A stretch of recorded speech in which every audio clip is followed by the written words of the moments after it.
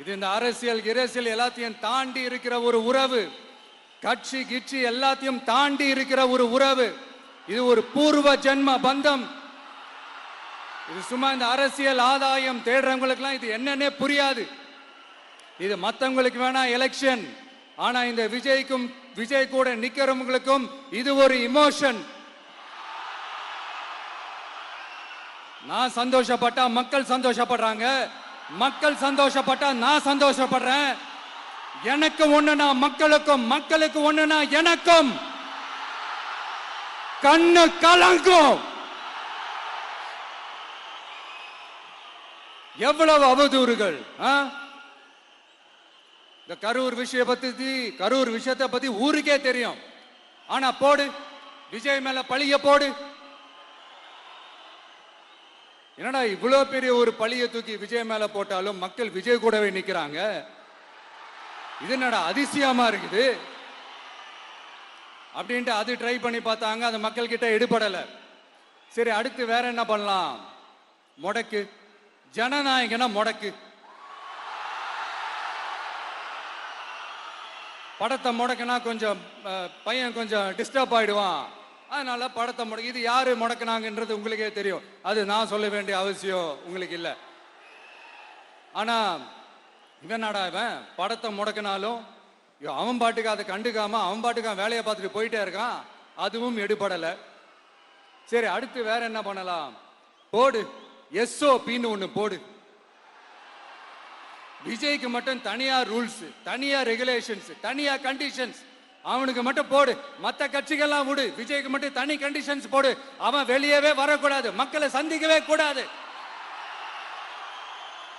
என்னாச்சு? அதுவும் எடுபடல.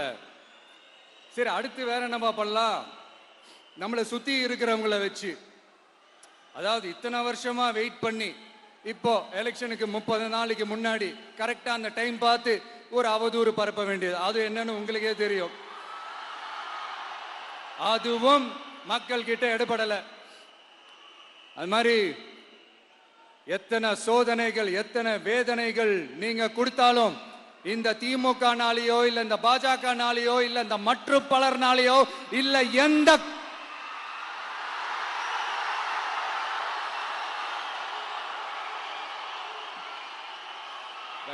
வேற யாராலையும் என்ன மக்கள் கிட்ட இருந்து பிரிக்க முடியாதுன்னு சொல்ல வந்தேன். அதைத்தான் சொல்ல வந்தேன். ஒவ்வொரு வீட்டில் இருக்கிற ஒவ்வொரு விஜயும் இருக்கிற வரைக்கும் என்ன மக்கள் கிட்ட இருந்து பிரிக்கவே முடியாது. இப்படி இந்த சொந்த பந்தம் இவ்வளவு ஸ்ட்ராங்கா இருக்கிறதுனாலதான் நான் முன்னாடியே சொன்ன 234 தொகுதியிலையும் இந்த விஜய் தான் வேட்பாளர் அப்படின்னு தான் அதை நான் செஞ்சிருக்கிறேன். ஏன்னா நம்மளுடைய வேட்பாளர்கள் யாரும் டாட்டாவோ பிர்லாவோ அம்பானியோ அதானியோ கிடையாது. நம்ம வீட்டில் இருக்கிறவர், நம்ம குடும்பத்தில் இருக்கிற ஒருத்தரை தான் நான் வேட்பாளராக செலக்ட் பண்ணியிருக்கிறேன். அப்படி செலக்ட் பண்ணி தான் உங்ககிட்ட நான் ஒப்படைச்சிருக்கிறேன். அதனால அந்த வேட்பாளர் வேற, இந்த விஜய் வேற அப்படின்னு நினைச்சிடாதீங்க. இந்த விஜய் தான் வேட்பாளர், அந்த வேட்பாளர் தான் விஜய்.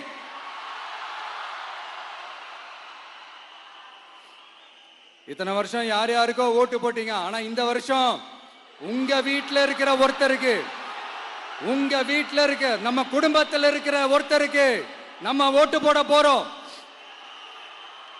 அந்த வேட்பாளர்களுக்கு நீங்க ஓட்டு போடுறது நமக்கு நாமளே ஓட்டு போட்டுக்கிற மாதிரி.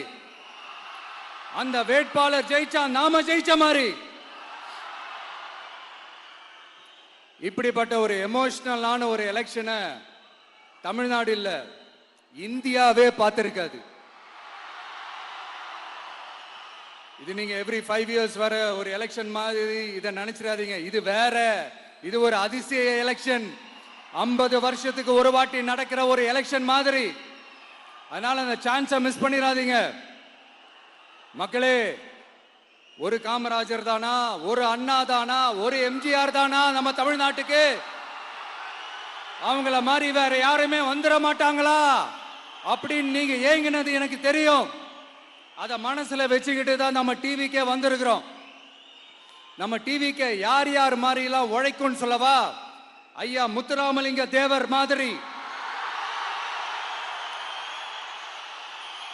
ஐயா வீரன் சுந்தரலிங்கம் மாதிரி,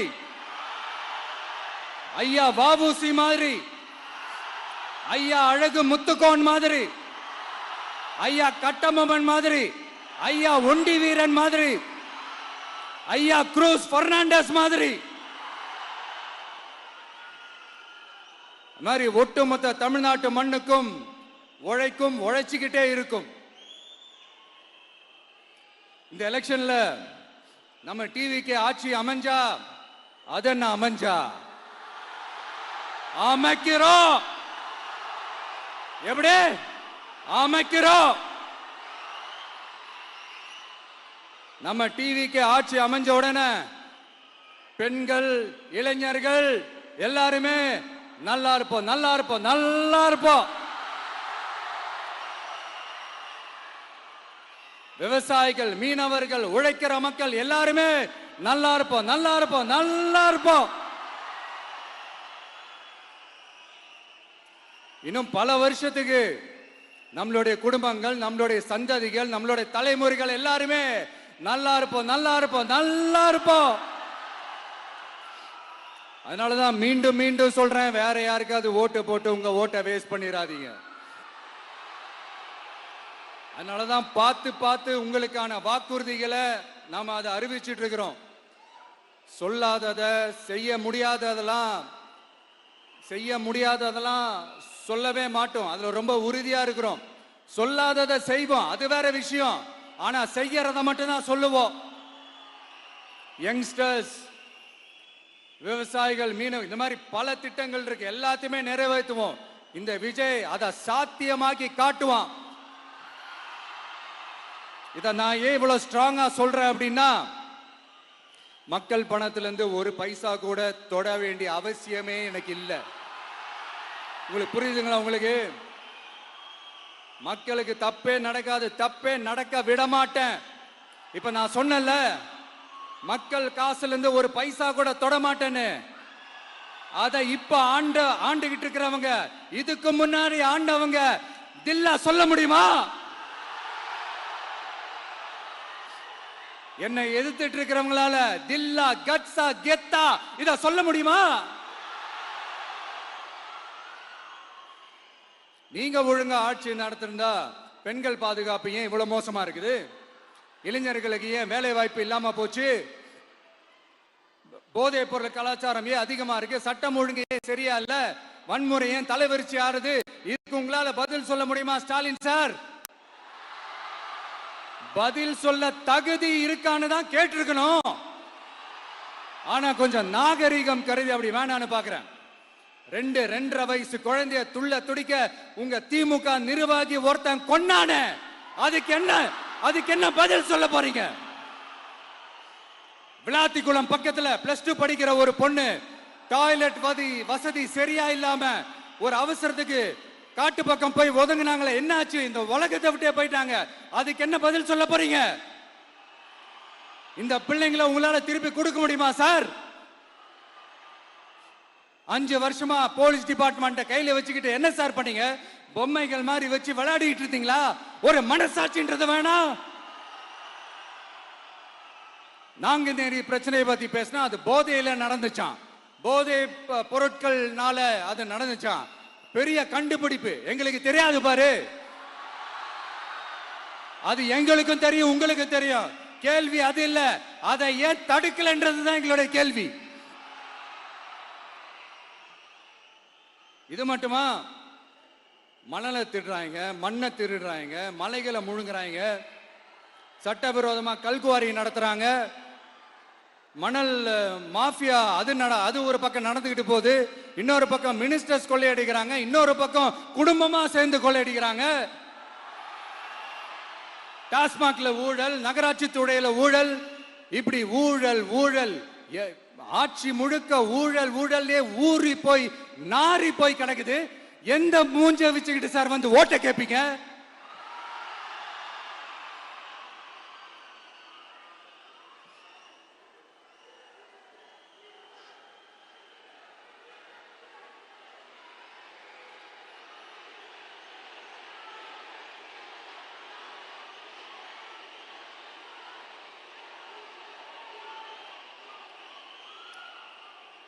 இந்த எலெக்ஷன் சும்மா உங்க பணத்தை எல்லாம் வச்சுக்கிட்டு ஒன்னும் கிழிக்க முடியாது. உங்க பணத்தை எல்லாம் வச்சு மக்கள் எல்லாம் விலைக்கு வாங்கவே முடியாது. இது ஒரு மாற்றத்திற்கான ஒரு எலெக்ஷன். ஒட்டுமொத்த தமிழ்நாட்டு மக்களும் அந்த மாற்றத்தை கொண்டு வர போற அந்த எலெக்ஷன். இது உங்களாலேயோ இல்ல அந்த மற்றும் பலர்னாலேயோ ஒன்னும் தடுக்க முடியாது. அதனால மக்களே, ஏப்ரல் 23ஆம் தேதி காலையில சும்மா பக்காவா ரெடி ஆயிட்டு வீட்டுல இருக்கிற சாமியெல்லாம் கும்பிட்டுட்டு உங்க ஓட்டர் ஐடி கார்டு கையில் எடுத்துக்கிட்டு முதல்ல பூத்துல போய் நின்னு அந்த விசில் சின்னத்துக்கு நேரா இருக்கிற அந்த பட்டனை ஒரு அழுத்துங்க. இது ஒரு தலைமுறைக்கான ஒரு தேர்தல், உங்களுக்கான தேர்தல். எப்பேற்பட்ட வசதியான வாழ்க்கையா இருந்தாலும் எல்லாத்தையும் தூக்கி எறிஞ்சிட்டு உங்களுக்காக மட்டுமே வந்திருக்கிறேன். உங்களுக்காக நன்றி கடன் செலுத்துறதுக்காக மட்டுமே வந்திருக்கிறேன். அத்தனை வழிகளையும் தாங்கிக்கிட்டு உங்களுக்காக மட்டுமே வந்திருக்கிறேன். ஒரு நாளும் பொய் சொல்லி உங்களை நான் ஏமாத்தவே மாட்டேன். இந்த 4 முனை போட்டி, 40 முனை போட்டி, எத்தனை முனை போட்டின்னு எத்தனை உருட்டினாலும் இங்க 2 முனை போட்டி மட்டும்தான். ஒண்ணு, இன்னொன்னு எஸ், ஒன்னு டிவிகே, இன்னொன்னு டிஎம்கே. மக்கள் விரோத ஆட்சி நடத்துற ஸ்டாலின் சார் வேணுமா? மக்களை நேசிக்கிற உங்க விஜய் வேணுமா? அவ்வளவுதான் இந்த எலெக்ஷன். அதனால உங்க மகனுக்கு, உங்க அண்ணனுக்கு, உங்க தம்பிக்கு, உங்க பிள்ளைக்கு